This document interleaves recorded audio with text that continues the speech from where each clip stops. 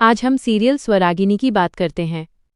ये एक ऐसी लड़की की कहानी है जिसका मंगेतर उसकी सौतेली बहन को दिल दे बैठता है। वो लड़की आमतौर पर सीधी साधी होती है, लेकिन जब वो देखती है कि उसका मंगेतर उसकी सहेली से प्यार करने लगा है और उससे शादी करने जा रहा है तो उसका दिमाग सुन्न पड़ जाता है। इसके बाद वो शो में क्या करती है? इस शो के कम से कम 200 एपिसोड तो शूट किए गए होंगे। ये एक बेहतरीन शो है। अगर आपको लव स्टोरी देखना पसंद है तो आपको ये बहुत पसंद आएगा। अगर आपको थोड़ी चालबाजियां और ड्रामा पसंद है तो भी आप ये शो इंटरेस्टिंग लगेगा। कोलकाता के एक मोहल्ले में दो परिवार एक दूसरे से नफरत करते हैं। एक तरफ बोस परिवार है जो स्वरा का परिवार है।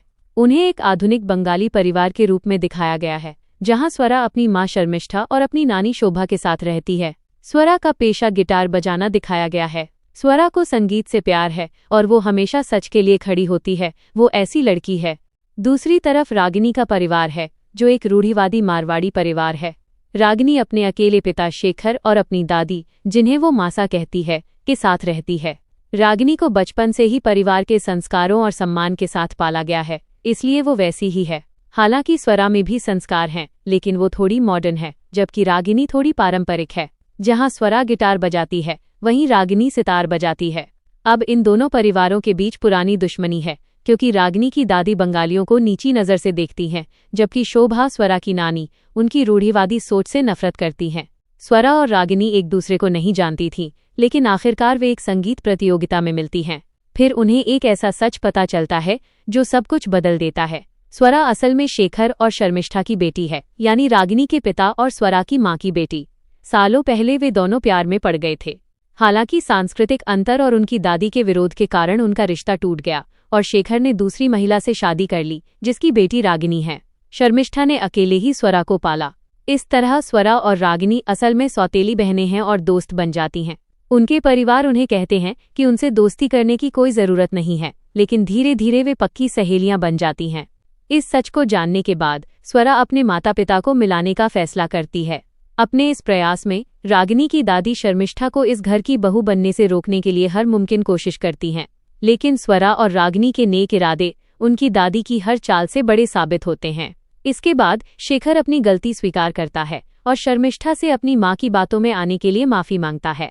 उसने शर्मिष्ठा से शादी नहीं की थी और स्वरा को उसकी अपनी बेटी का हक नहीं दिया था, लेकिन आखिरकार वे शादी कर लेते हैं और उनके बीच की लंबे समय से चली आ रही दूरियां मिटने लगती हैं। कुछ समय बाद क्या होता है? कहानी में सीरियल के मुख्य अभिनेता लक्ष्य माहेश्वरी की एंट्री होती है। लक्ष्य को एक अमीर मारवाड़ी परिवार के बेटे के रूप में दिखाया गया है। उसके पिता दुर्गा प्रसाद शेखर के दोस्त हैं। यही वजह है कि वे रागिनी और लक्ष्य की सगाई तय करते हैं। रागिनी को लक्ष्य से प्यार हो जाता है, लेकिन लक्ष्य को उससे प्यार नहीं होता, बल्कि उसे स्वरा से प्यार हो जाता है। लक्ष्य रागिनी से अपनी सगाई तोड़ देता है और स्वरा को प्रपोज करता है। स्वरा शुरू में मना कर देती है, लेकिन बाद में वो उसके प्यार को स्वीकार कर लेती है, क्योंकि उसे भी लक्ष्य से प्यार हो जाता है। ये सब देखकर रागिनी अंदर से टूट जाती है और उसकी दादी उसके मन में जहर घोलने लगती हैं, जिससे रागिनी को ये यकीन हो जाता है कि स्वरा ने पहले उसका पिता छीना और अब उसका प्यार भी छीन लिया। इसके बाद धीरे धीरे रागिनी को एक नेगेटिव किरदार में बदल दिया जाता है। इसके बाद वो स्वरा के खिलाफ गुप्त रूप से साजिशें रचने लगती है। जब स्वरा और लक्ष्य की शादी का दिन आता है तो रागिनी अपनी सारी हदें पार कर देती है। वो स्वरा को बेहोश कर देती है और नदी में धक्का दे देती है, जिससे सबको लगता है कि वो भाग गई है या मर गई है, और फिर वो मंडप में स्वरा की जगह ले लेती है। इसके बाद स्वरा किसी तरह बचकर वापस आती है, लेकिन तब तक बहुत देर हो चुकी होती है। वो रागिनी से सबको सच बताने को कहती है, लेकिन रागिनी उल्टे उसे ही झूठी साबित कर देती है और माहेश्वरी परिवार की बहू बनकर बैठ जाती है। इस मोड़ पर संस्कार माहेश्वरी की एंट्री होती है। संस्कार कौन है? संस्कार लक्ष्य का चचेरा भाई है और वह कविता की मौत का बदला लेने के लिए दुर्गा प्रसाद लक्ष्य के पिता के पास आया है। उसके पिता उसे कविता से शादी करने से रोक रहे थे, जिसके बाद वो गायब हो गई और फिर उसे उसकी मौत के बारे में पता चला। और बदला लेने के लिए वो क्या करता है? वह मानसिक रूप से बीमार होने का नाटक करता है। शुरुआत में वो रागिनी के साथ हाथ मिलाता है, लेकिन अब इस बदले की आग में वो एक बुरा इंसान बन गया है। लेकिन असल में वो दिल से एक अच्छा इंसान है। इसलिए जब वो स्वरा की सच्चाई और मासूमियत देखता है तो धीरे धीरे उसकी तरफ आकर्षित होने लगता है। स्वरा माहेश्वरी हाउस में घुसपैठ करने और रागिनी की सच्चाई को सबके सामने लाने का फैसला करती है। इसलिए वो संस्कार के साथ एक नकली शादी करती है, ताकि वो चुपचाप उस घर में रह सके। रागिनी बार बार उनके झूठ को बेनकाब करने की कोशिश करती है, लेकिन हर बार असफल रहती है। इस बीच संस्कार को स्वरा से प्यार होने लगता है, जबकि स्वरा अपने मकसद पर टिकी रहती है। पर इसका मतलब ये नहीं कि वो लक्ष्य को वापस पाना चाहती है। उसने उसकी किस्मत को स्वीकार कर लिया है। वह अब उसकी बहन का पति बन चुका है। आखिरकार स्वरा रागिनी के खिलाफ सबूत जुटा ही लेती है। एक दिन एक वीडियो सामने आता है जिसमें रागिनी स्वरा को नदी में धक्का देते हुए और अपनी सारी चालबाजियों को कबूल करते हुए दिखाई देती है। लक्ष्य को पता चलता है कि स्वरा कभी धोखेबाज नहीं थी और माहेश्वरी परिवार रागिनी को घर से बाहर निकाल देता है। रागिनी का पिता शेखर भी उससे सारे रिश्ते तोड़ लेता है।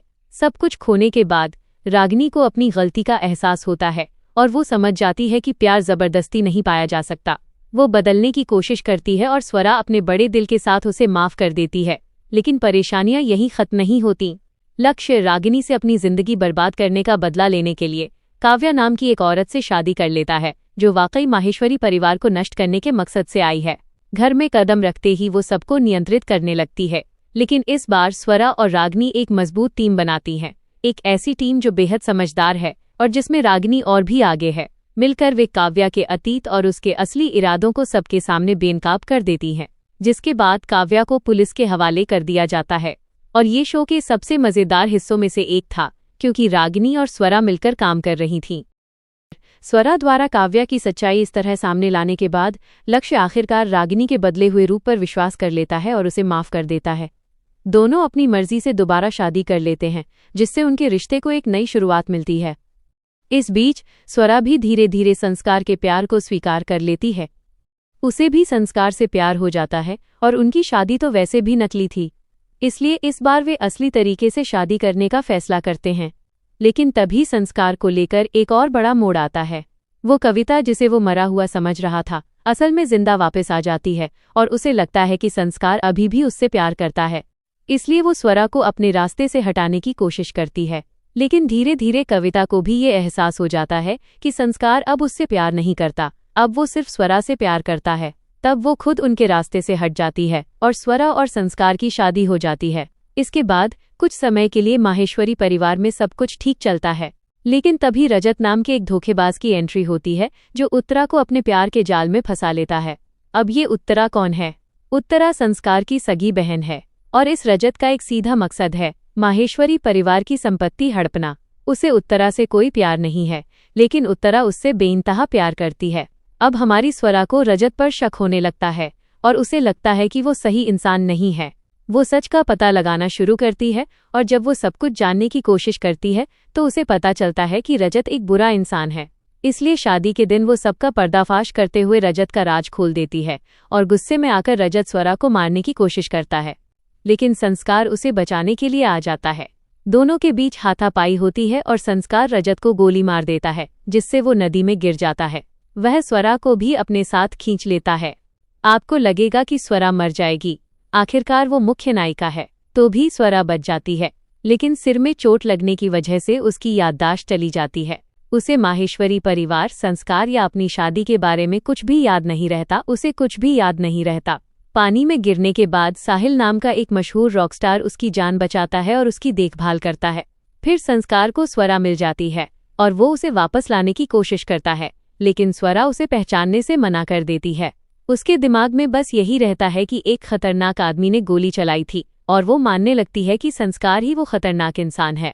इसके बाद संस्कार कभी नौकर के रूप में तो कभी किसान के रूप में भेष बदलकर उसके आसपास रहने लगता है, ताकि उसकी याददाश्त वापस लाने में मदद कर सके। इस बीच साहिल को पता चलता है कि स्वरा असल में संस्कार की पत्नी है, लेकिन वो किसी भी कीमत पर उसे खोना नहीं चाहता। इसलिए वो संस्कार पर कई हमले करवाता है और यहाँ तक कि उसका अपहरण करके जबरदस्ती उससे शादी करने की कोशिश करता है। लेकिन अंत में साहिल की माँ अच्छी निकलती है। वो स्वरा और संस्कार का साथ देती है और वे सब मिलकर साहिल को पुलिस के हवाले कर देते हैं। पुलिस साहिल को गिरफ्तार कर लेती है और इस भावनात्मक झटके के बाद स्वरा की याददाश्त आखिरकार पूरी तरह वापस आ जाती है। वह संस्कार को पहचान लेती है और दोनों का मिलन हो जाता है। इस बीच रागिनी के घर में एक नया ड्रामा शुरू होता है। शर्मिष्ठा गर्भवती हो जाती है, लेकिन रागिनी की दादी इस बात से परेशान हैं कि लोग उनका मजाक उड़ाएंगे। इस उम्र में गर्भावस्था के बारे में लोग क्या कहेंगे, इसलिए वो शर्मिष्ठा पर गर्भपात कराने का दबाव बनाती हैं। लेकिन स्वरा और रागिनी अपनी माँ के साथ चट्टान की तरह खड़ी रहती हैं। पर उनकी दादी डिलीवरी के वक्त अस्पताल की एक नर्स के साथ मिलकर नवजात बच्चे को गायब करवा देती हैं और सबको झूठ बोलती हैं कि जन्म के समय ही बच्चे की मौत हो गई, जिससे पूरा परिवार टूट जाता है। अब लक्ष्य के बड़े भाई आदर्श और उसकी पत्नी परिणीता उस नर्स के साथ होते हैं जिसे दादी ने बच्चा दिया था। वे बच्चे का अपहरण कर लेते हैं और स्वरा और रागिनी को ब्लैकमेल करते हैं, मांग करते हैं कि वे माहेश्वरी परिवार के मुखिया दुर्गा प्रसाद के हस्ताक्षर संपत्ति और व्यापार के कागजात पर करवाएं और सारी संपत्ति उनके नाम ट्रांसफर कर दें, तभी वे उनका छोटा भाई उन्हें वापस देंगे। इसलिए उन्हें समझौतों के जरिए ये काम करवाना पड़ता है, जिसके बाद स्वरा, संस्कार, रागिनी, लक्ष्य, दुर्गा प्रसाद और उनकी पत्नी सब सड़क पर आ जाते हैं और स्वरा व रागिनी के माता पिता के घर रहने चले जाते हैं। लेकिन वे अभी भी बच्चा वापस नहीं करते, ताकि वे उन्हें ब्लैकमेल करते रहें और पुलिस या अदालत में जाने से रोक सकें। इसलिए स्वरा एक योजना बनाती है, नाटक करती है कि वो इस परिवार से तंग आ चुकी है और अब उन्हीं के साथ रहना चाहती है और उनकी मदद करना चाहती है। बदले में वह 10 करोड़ रुपए मांगती है। मूल रूप से वो दिखावा करती है कि वो लालची हो गई है, लेकिन असल में वो ऐसा नहीं थी। वो सिर्फ उनका ध्यान भटका रही थी ताकि लक्ष्य, संस्कार और बाकी लोग उस बच्चे को ढूंढ सकें जिसे उन्होंने बंधक बना रखा है। एक बार बच्चा मिल जाने के बाद वे उन्हें ब्लैकमेल नहीं कर पाएंगे। योजना सफल हो जाती है और वे आखिरकार बच्चे को ढूंढ लेते हैं। आदर्श अपनी गलती मान लेता है और प्रॉपर्टी के कागजात वापस कर देता है। इसके बाद एक पागलपन भरी घटना होती है। लक्ष्य अचानक गायब हो जाता है। कुछ दिनों बाद पुलिस को एक लाश मिलती है और हर कोई यह मान लेता है कि लक्ष्य की मौत हो चुकी है। इसका मतलब है कि रागिनी पूरी तरह तबाह हो जाती है और विधवा की तरह जीवन जीने लगती है और स्वरा इस सब के लिए संस्कार को जिम्मेदार मानती है। मूल रूप से आदर्श की हरकतों की वजह से लक्ष्य के साथ झगड़ा हुआ था। वो उसे मारने ही वाला था, लेकिन संस्कार बीच में आ गया, उसे रोका और उससे सवाल किया, जिससे उनके बीच तीखी बहस हो गई। इस झगड़े के बाद लक्ष्य गायब हो गया। आगे क्या हुआ कि लक्ष्य का कुछ सामान भी संस्कार के पास से बरामद हुआ। स्वरा को यह यकीन होने लगा कि पिछली बार लक्ष्य उसी के साथ था और उनके बीच लड़ाई हुई थी और उसी ने लक्ष्य की हत्या की है। वो गायब हो जाती है। संस्कार को ये समझ नहीं आ रहा था कि वो उस पर ऐसा शक कैसे कर सकती है। शुरुआत में उसने थोड़ा बहुत सफाई दी, लेकिन बाद में वो पूरी तरह चुप हो गया, ये मानकर कि वो उस पर कभी भरोसा नहीं करेगी। इससे स्वरा को यह लगा कि उसकी चुप्पी ही इस बात का कबूलनामा है कि उसने ही सब किया है। इसलिए स्वरा संस्कार को छोड़कर रागिनी के साथ उसके माता पिता के घर रहने चली गई और रागिनी ने विधवा की तरह रहना जारी रखा। अब ये तो कहने की जरूरत ही नहीं है, भले ही वे अलग रह रहे हों, लेकिन उनके दिल में एक दूसरे के लिए गहरा प्यार आज भी था, है ना? फिर कहानी में 6 महीने का लीप आता है। इसके बाद स्वरा और रागिनी किसी तरह अपनी जिंदगी जीती हुई दिखाई जाती हैं, जबकि लक्ष्य जिंदा पाया जाता है और उसने अपना नाम बदल लिया है। वह अब अभिमन्यु खन्ना नाम के एक व्यवसायी के रूप में रह रहा है। उसके साथ मानसी नाम की एक औरत और मिश्का नाम की एक छोटी बच्ची है। जब पूरे परिवार को पता चलता है कि लक्ष्य जिंदा है और वे उससे मिलने जाते हैं, तो वह सबके सामने रागिनी को पहचानने से इनकार कर देता है और दावा करता है कि मानसी उसकी पत्नी है। स्वरा को इस कहानी में कुछ तो झोल लगता है। धीरे धीरे वो उस हादसे के पीछे की सच्चाई का पता लगाने की कोशिश करती है और पता चलता है कि मानसी ने ही लक्ष्य की जान बचाई थी, लेकिन इसके बदले में वो उसे ब्लैकमेल करने लगी थी। हुआ ये था कि मानसी का एक बॉयफ्रेंड था, निखिल। वे दोनों एक संपत्ति हड़पना चाहते थे और इसके लिए उन्हें मिश्का के एक नकली पिता की जरूरत थी। इसलिए उन्होंने लक्ष्य को ब्लैकमेल किया, ये धमकी देते हुए कि अगर उसने उनकी बात नहीं मानी और अभिमन्यु के रूप में रहने के लिए सहमति नहीं दी तो वे मिश्का को नुकसान पहुंचाएंगे। अब आप सोच रहे होंगे कि अगर उन्हें नकली पिता की जरूरत थी तो वे निखिल को ही मिश्का का नकली पिता बना सकते थे। वे उसे सचमुच में ऐसा नहीं बना सकते थे। उन्होंने लक्ष्य को उसका नकली पिता बनाया क्योंकि वो बिल्कुल अभिमन्यु जैसा दिखता था। अभिमन्यु वही व्यक्ति था जिसकी 6 महीने पहले लक्ष्य के साथ दुर्घटना हुई थी और उस दुर्घटना में उसकी मौत हो गई थी। इसलिए उन्हें उसकी संपत्ति हड़पने के लिए लक्ष्य की जरूरत थी और ये मिश्का अभिमन्यु की ही बेटी है। अब स्वरा और संस्कार अपनी समस्याओं को सुलझाकर एक हो जाते हैं। रागिनी भी उनका साथ देती है और निखिल तथा मानसी का पर्दाफाश करती है, जिसके बाद पुलिस उन्हें गिरफ्तार कर लेती है और आखिरकार लक्ष्य आजाद हो जाता है। अब बेचारी मिश्का की इस सब में कोई गलती नहीं है, इसलिए लक्ष्य और रागिनी उसे अपनी बेटी की तरह प्यार करने लगते हैं और कानूनी रूप से उसे गोद भी ले लेते हैं। और लक्ष्य के आने के बाद स्वरा को जाहिर तौर पर अपनी गलती का एहसास होता है कि उसने बिना किसी वजह के संस्कार पर कितना शक किया और उसे गलत समझा। इसलिए वो संस्कार से माफी मांगती है और संस्कार बिना किसी शिकायत के उसे माफ कर देता है। दोनों का मिलन हो जाता है और अंत में माहेश्वरी और रागिनी परिवारों के बीच की सारी पुरानी दुश्मनी खत्म हो जाती है। रागिनी अपनी गलतियों से सीख चुकी है, लक्ष्य के साथ अपनी नई जिंदगी की शुरुआत करती है और मिष्का को अपनी बेटी मानती है। स्वरा और संस्कार खुशी खुशी एक साथ रह रहे हैं।